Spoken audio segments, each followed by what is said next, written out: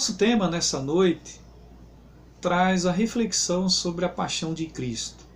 Nos evangelhos de Mateus, Marcos, Lucas e João, inspirados pelo Espírito Santo, e assim eu creio, tenho certeza que você também crê, esses evangelhos registram o episódio da morte de Cristo, do Senhor das nossas vidas.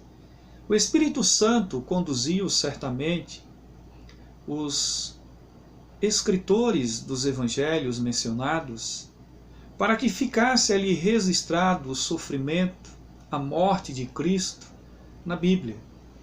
Talvez eu e você precisamos refletir por que é que está registrado a morte de Cristo. E a intenção do Espírito Santo, eu creio assim, não era simplesmente registrar um acontecimento histórico, mas sobre todas as coisas trazer para nós a reflexão e explicar a razão do propósito da morte de Jesus. E a pergunta que eu faço para você, a pergunta que eu faço para mim é esta: por que Jesus morreu? Se você for procurar numa simples percepção do que a Bíblia fala, Jesus morreu para nos salvar.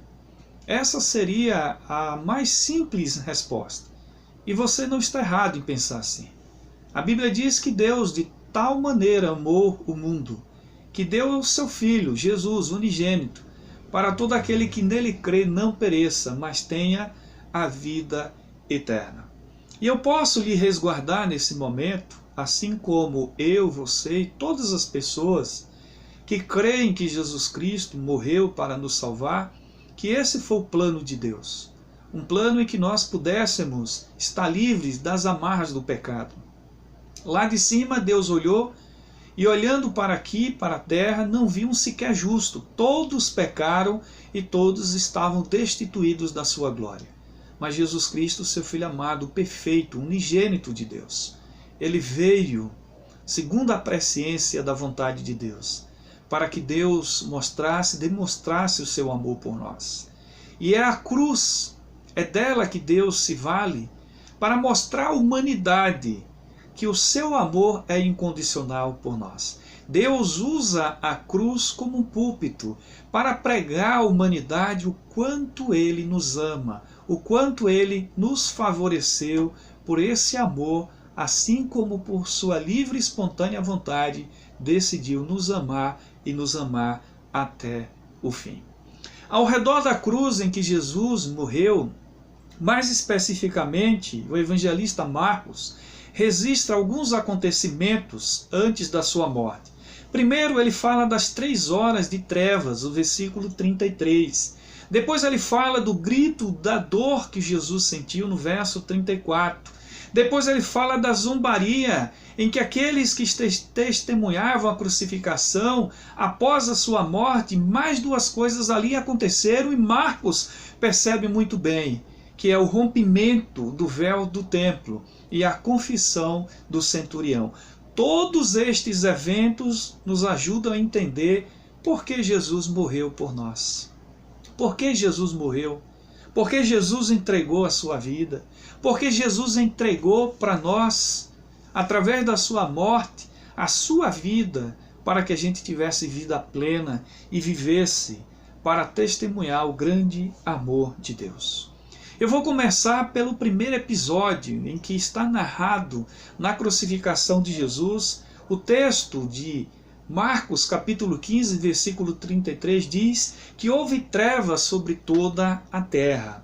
E é interessante nesse momento eu pensar com você que depois de toda a humilhação que Jesus sofreu nas mãos dos judeus e romanos, o Senhor teve ainda, o nosso Senhor e Salvador Jesus Cristo, que suportar em cima daquela cruz, a cruz que nós chamamos e dizemos maldita, 6 horas de angústia e de aflição. Se coloca nesse momento no lugar de Jesus. Se você estivesse crucificado, como estava Jesus ali, durante 6 horas de angústia, de aflição, de dor, qual seria o teu comportamento? Olhando para todos aqueles malfeitores que ali estavam, todas as pessoas que julgavam, que maltratavam por ações, palavras, atitudes a Jesus Cristo, aquele que morreu por nós. E ali ele estava crucificado, ali ele estava angustiado, ali ele estava sofrendo. E o texto nos diz que Jesus Cristo, ele foi crucificado às 9 horas da manhã, de acordo com o versículo 25, e morreu às 3 da tarde, de acordo com o versículo 33 e 37. Durante esse período, muitas coisas aconteceram. Na cruz, ele foi blasfemado, escarnecido pelos principais sacerdotes, pelos escribas e também por aqueles ladrões que estavam do lado dele. E de repente, ao meio-dia, a hora sexta, algo aconteceu. Houve uma escuridão. Um momento em que toda a terra foi coberta por uma escuridão. E o dia que estava ensolarado deu lugar a um momento de pura escuridão. E ali eu posso interpretar junto com você que Deus trouxe as trevas para que naquele momento representasse um acontecimento sobrenatural. O dia estava ensolarado e houve ali um milagre. Aconteceu algo sobrenatural. Deus escureceu toda a terra e tudo ficou ali nublado. E aquela hora, sexta tarde em Jerusalém, meus irmãos e irmãs, é claro que se eu fosse pensar fundo por que tudo isso aconteceu, eu poderia lhe dizer assim como todos aqueles que creem que tudo estava sob o controle de Deus, inclusive toda aquela escuridão, para mostrar durante 3 horas que o pecado estava ali, diante de Jesus sendo consumado, representado por todo aquele momento em que tudo se escureceu, para mostrar que a verdadeira luz estava ali em Jesus. Jesus era a verdadeira luz, que brilhou, brilha e brilhará sempre sobre toda a humanidade. Em meio a toda essa escuridão, Jesus, a luz que brilha sobre a humanidade, ele já pagou o preço de corpo e alma. Jesus entregou a sua vida por nós, para que você tivesse vida e vida em abundância, para que você compreendesse que o amor de Deus veio para nos resgatar e nos dar plenitude da sua presença eterna. O segundo episódio que eu posso trazer como reflexão é que o véu do templo se rasgou de alto a baixo, de acordo com o versículo 38. Na cruz, Jesus ganhou a salvação do povo, para o povo. Jesus morreu a nossa morte para nos dar a salvação de Deus. E ali o véu que estava no templo se rasgou. Para isso, Deus nos traz a reflexão que não haveria mais necessidade de colocar diante de toda e qualquer que fosse o sacrifício um sacerdote, porque o verdadeiro sacerdote se fez expiação por todos nós. Jesus morreu a nossa morte e, por consequência, o rasgar o véu significa abrir o caminho. Deus, através daquele episódio onde o véu foi rasgado no templo, Deus estivera mostrando que o caminho está aberto. E nós aprendemos em João que Jesus Cristo é o caminho, Ele é a verdade, Ele é a vida, e ninguém vai a Deus senão por Jesus Cristo.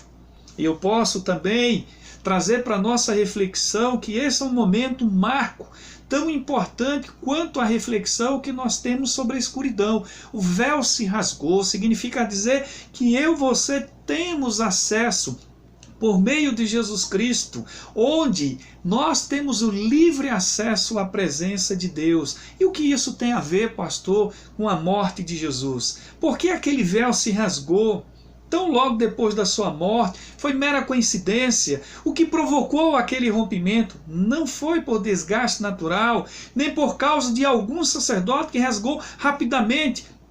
E ali houve mais um acontecimento sobrenatural.